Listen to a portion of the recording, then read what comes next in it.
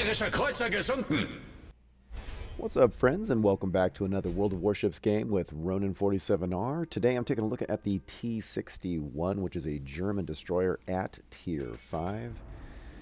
And really I'm sharing this video with you, this game rather, because I'm thinking that there is the unsung hero of us players, and I'm sure you've lived this, where the ending score maybe doesn't put you in first place. You may not have the most damage, most experience, etc. But you did play a very key role in suppressing areas, controlling avenues of pathways that are commonly used by the enemy, spotting things of that nature. And this game really kind of, in my humble opinion, really exemplifies that type of playing. But I'll let it speak for itself. I'm going to walk through, share my thought process of what I'm doing, why, when, how, all that kind of fun stuff.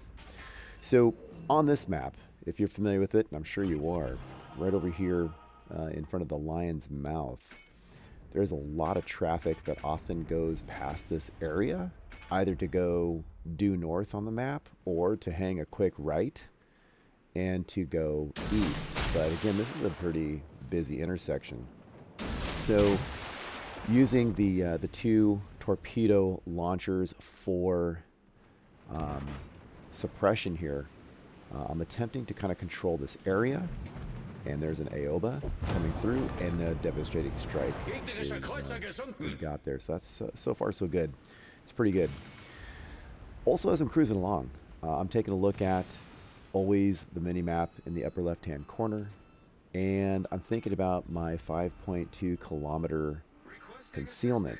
And you can see here the Atlanta, which is really that type of ship, is absolutely a DD hunter, a DD destroyer.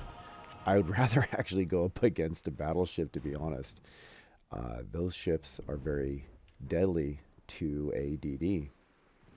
So I'm constantly utilizing the throttle to go faster, slower, and controlling my position on the map just close enough to the enemy to spot as much as I can, be in a preparational kind of stance to use the torpedoes, just as I am doing here, suppressing the space between these two islands to prevent them from coming north, and really trying to herd the cattle and keep them at bay.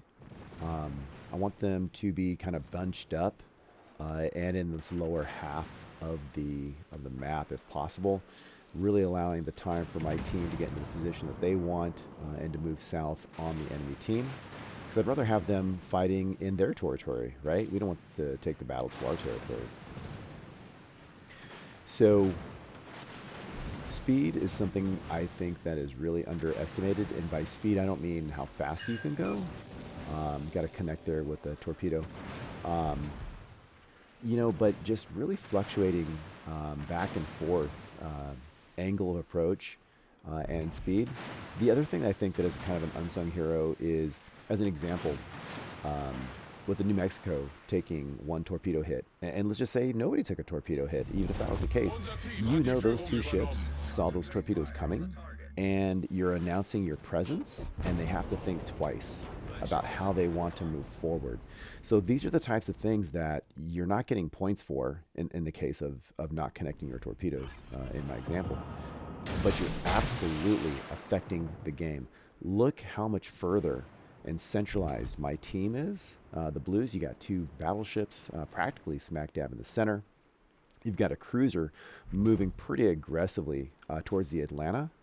And then over here, you've got the Nelson, the Nelson twins.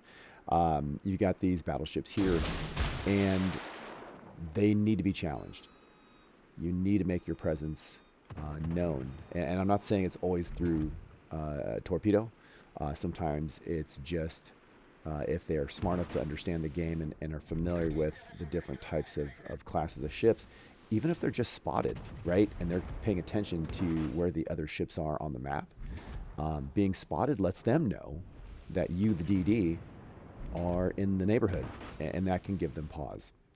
So here we are connecting a little bit more. I mean, we're only up to 4 torpedo hits, only 1 sunken ship, 1 flood, 1 critical.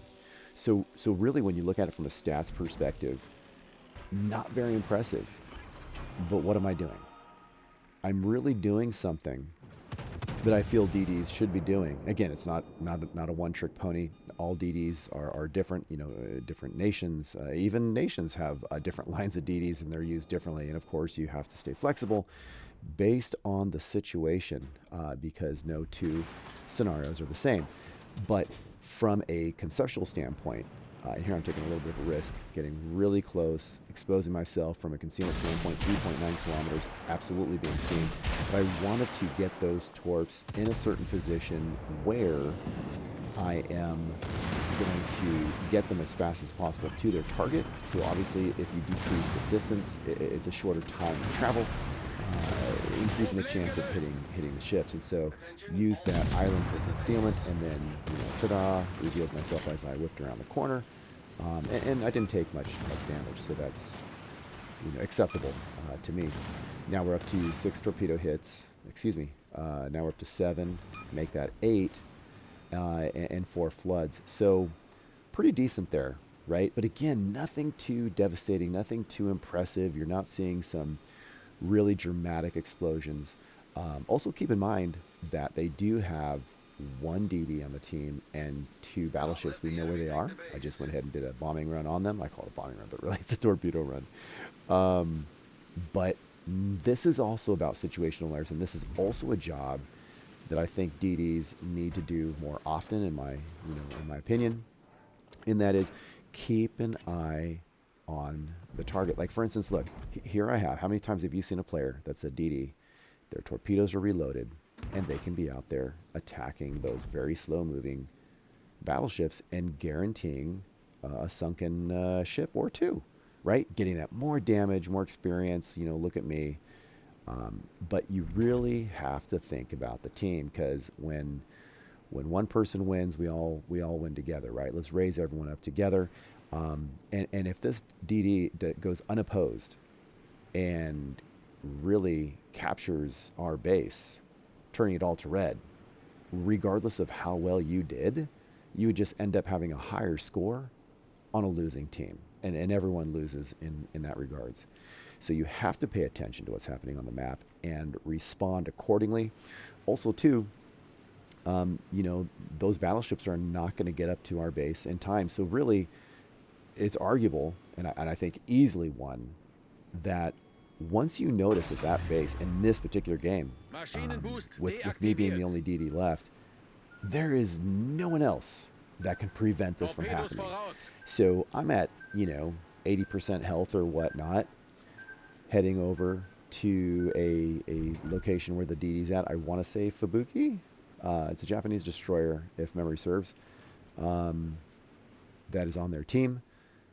And you have to go mano a mano, and hopefully they are weakened or capable of being destroyed, and they're not going to outplay me. So we've noticed here that we have, well, there you go. We've got, now it's 2v1, of course, but really the BB is really out of it, right? It's really 1v1. The DD there on the red team is blind firing some suppressive, the purpose there is suppressive torpedoes, knowing that I must be on the way. Who knows how their captain is set up. Maybe they have an indicator as to where the enemy is, which in this case would be me. And there you go. 5 kilometers away, you've got a Fubuki. And I'm trying to light them up here with some HE. And honestly, they're beating me with health, right? I'm almost at 50%, or just 60% there. But I definitely outgun a Japanese destroyer. This particular Japanese destroyer, he smokes up, launches some torps. So now I really have one choice, especially with such low health, to avoid these, which I luckily was able to do. Doing some suppressive firing with torpedoes, but if he's a good enough pilot there, commander, he can avoid those. And it looks like he negotiated himself through there. So now it's back to a gun battle. And I'm going to go ahead and attempt to use his smoke to my advantage there. He's on fire. And instead of finishing him off with a shot, I was able to finish him off with the fire. But really, like I said, this particular game wasn't about which is fun to share, right? I had another one that I'm going to release. I previously released some highlights on a 6-kill game and coming from behind, and those are super fun. Don't get me wrong, I love those. But these are also games that I feel like happen more often, where you're just doing the grind, doing your job, and you don't really get the credit for it, really. So there you go, second place, 413 in change there, 87, almost 88 in damage. I mean, it's decent, but nothing really to brag about. And I hope you see what I mean about kind of being the unsung hero. And I'd love to hear your stories and your thoughts on how to play these different classes of ships. And I'll be looking out for your comments.